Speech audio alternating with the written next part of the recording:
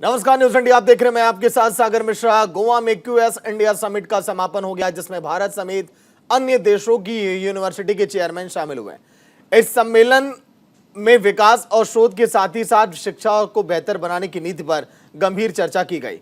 साथ ही देश के आर्थिक विकास को कैसे रफ्तार दी जाए। समिट में गोवा के सीएम सावंत ने उम्मीद जताई कि गोवा एजुकेशन का बड़ा हब बनकर उभरे और दुनिया भर के शिक्षण संस्थान गोवा में अपने संस्थानों की शुरुआत करें। जहां गोवा को सपनों का घर कहा जाता है, वहीं अब गोवा शिक्षा का हब बनाने की कवायद अब जारी है। कार्यक्रम में निम्स विश्वविद्यालय के chairman professor doctor BS Tomar भी मौजूद रहे।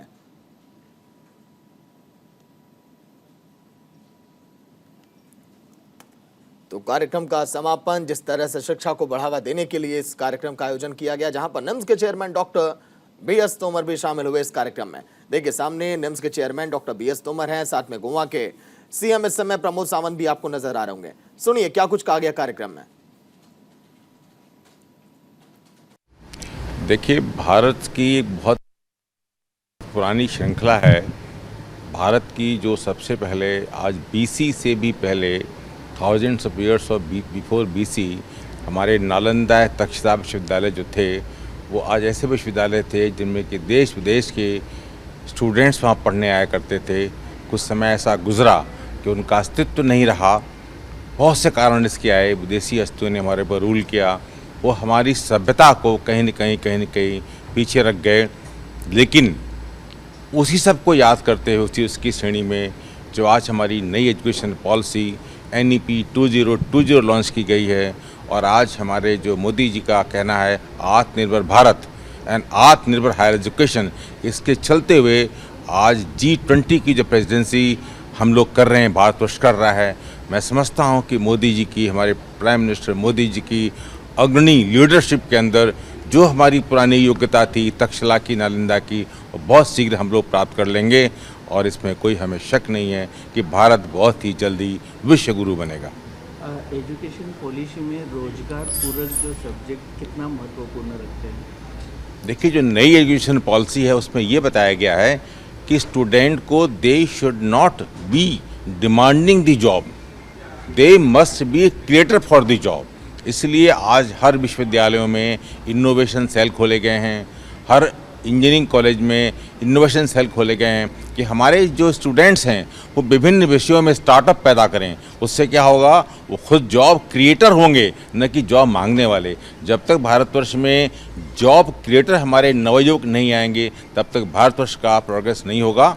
इसलिए मैं समझता हूं कि आज की जो हमारी NEP नेशनल एजुकेशन पॉलिसी 2020 है, एक बहुत समन्वय है। इसमें हमारी भारतीय पुरानी कल्चर को जोड़ा गया है, भारत के पुराने अस्तित्व को जोड़ा गया है। तो हमारे जो आज नए स्टूडेंट्स हैं जिनको पुरानी कल्चर, बहुत पुरानी सभ्यता के बारे में बहुत कम जानकारी है, जब प्राप्त करेंगे तो मैं अगेन ये सब मिल करके भारत एक बहुत बड़ा सुदृढ़ विश्व गुरु बनेगा। ये इसमें कोई डिफ़िकल्टी नहीं है। We are very sure for that. Goa में सर G20 की जो भी समिट हो रही है, तो गोवा के बारे में आप क्या कहना चाहेंगे? देखिए, गोवा एक बहुत बड़ा अच्छा नाम है। जब गोवा का नाम सुना जाता है तो उस समय आपको एक ऐसा ख्याल आता है कि आप ऐसी जगह जा रहे हैं जहां आपकी सारी परेशानियां, दिमाग की परेशानियां दूर होंगी और आप शांतिपूर्वक जीवन व्यतीत करेंगे। तो ऐसे शांत वातावरण में जब G2 समिट होगा यहाँ पे, उसकी एक श्रृंखला में ये QS समिट हुआ है, तो एक समझिए ऐसे शांत वातावरण में जहाँ आपका मानसिक संतुलन बिल्कुल ठीक है, आप सारी परेशानियों से मुक्त होकर रिलैक्स होने के लिए यहाँ पर आते हैं। इस रिलैक्स वातावरण में ये समिट जो हुआ है, हम सब लोग बहुत अच्छी बातें लेके जा रहे हैं अपने अपने कॉलेजों में, अपनी अपनी यूनिवर्सिटीज़ में, अपने अपने समाज में। उसको एक बड़ा पॉजिटिव वाइब्रेशन लेकर आगे बढ़ाएंगे, इससे हमारा समाज, हमारी शिक्षा आगे बढ़ेगी।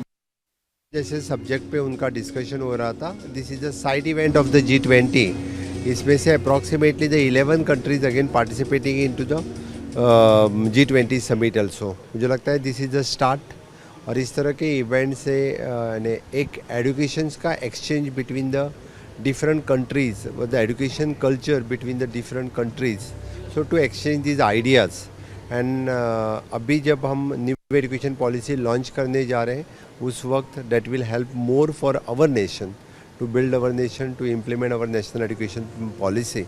So I'm congratulating Dr. Ashwin Fernandes, who had organized this QS summit, especially in the state of Goa.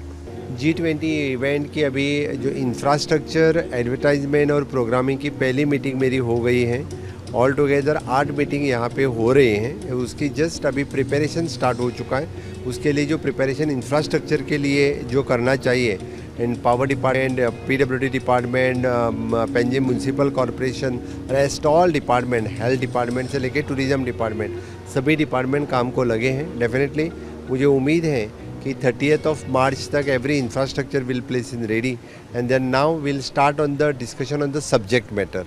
पहले तो हमने सिर्फ इंफ्रास्ट्रक्चर के ऊपर, एडवर्टाइजमेंट के ऊपर और प्रिपरेशंस के ऊपर किया है। In the second onwards will start from the subject matter. So what ever the instruction will get. Of course, when there is a G20 summit meeting Goa में organize होती हैं, that will be the more benefit for the state, for the touristic purpose. Almost more than the 20 countries they are coming to the Goa.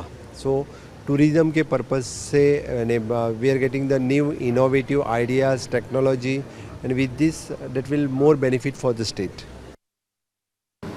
Namaste. Thank you for the opportunity to speak today. The vision for higher education and for universities in India is highly ambitious. It is one of the most ambitious that I've ever seen, and I'm really keen to make sure that we're absolutely part of supporting that vision to come to fruition. As we all know, having a vision is one thing, making it happen is something else. So the fact that we've been able to be here at the QS G20 summit over the last 3 days, working collaboratively with Indian universities, institutes of eminence, and working across partnerships, I'm sure will help to bring that vision to fruition. Thank you so much. And then, Dr. Freshwater, I would like to ask you, India is in G20's presidency, so how do you see India as a G20 host and its implication on higher education? Yeah, I think it's wonderful actually, because one of the key implications of the G20 presidency will be how higher education can work collaboratively to achieve the SDGs, the Sustainable Development Goals. And particularly when you think about quality education for all, access to education, gender equity, I know that that's a big focus of the work that's coming out of the NEP, but also thinking about climate change and climate justice. So G20 presidency really puts India at the forefront of driving that initiative and those initiatives for higher education. हमारे 2 universities हैं, एक पंजाब में और एक हिमाचल प्रदेश में। पर जब मैं QS में यहाँ पर आई तो मेरे को लगता है ये पहली बार नहीं है कि हम QS में आ रहे हैं। जब भी इन लोगों का ये अपॉर्चुनिटी आती है, हम कोशिश करते हैं कि यहाँ पर आएँ, और इसका बहुत बड़ा जो हमें बेनिफिट होता है कि इतने कमाल के सेशंस होते हैं, इनके टॉपिक्स इतने कमाल के हैं कि उसमें तुम्हारे पास बहुत ज़्यादा टेक अवेज़ है।